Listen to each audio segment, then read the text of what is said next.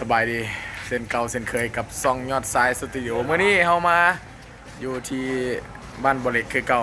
เมื่อนี้ก็มากับทีมงานยังเพื่อนแหละซูเปอร์แลบพาเพลินกับยอดทรายสตูดิโอ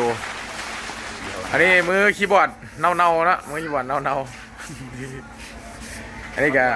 อันนี้เป็นมือเบสมือสมังมันคอนวอยว่ะแม่นน้ำกันนี่แหละวันนี้เขาก็สิมา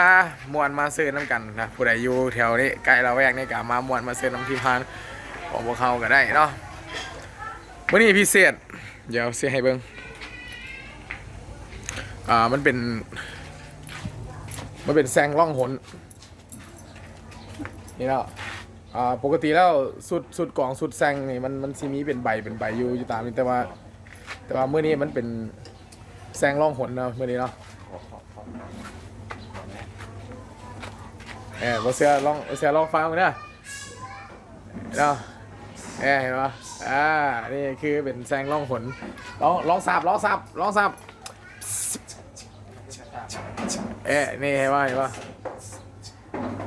อันนี้ก็คือแซงล่องหนที่ทีมในวงการวงดนตรีเขายังไม่ได้ทั่วถึงเท่าเพราะว่าทีมงานเขาเป็นทีมงานแรกที่เอามานำไส้ตัวนี้เขามาแต่นำเข้าจากประเทศอย่างไร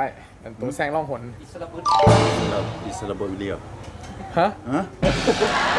ย่างมันคือเก่าเอาไม้อีกวันนึงเนาะอิสราเบลียโมเมนต์นอกจากสิประมาณนี้ก่อน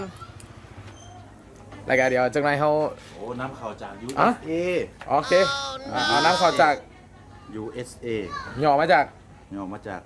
ยูนี่แหละมุกสดๆนะอันนี้ก็คือแซงล่องหนที่เขาได้นำเข้าจากประเทศอย่างยูนี่แหละประเทศเมื่อกี้นี่แล้วเพิ่นได้บอกไปเมื่อกี้นี่เนาะแต่ว่ามีทีมงานไหนที่อยากเอามาทดลองไส้ก็สามารถติดต่อทางทีมงานพวกเขาได้หรือว่าซีคอมเมนต์อยู่กล้องชิ้นนี้ก็ได้เด้อ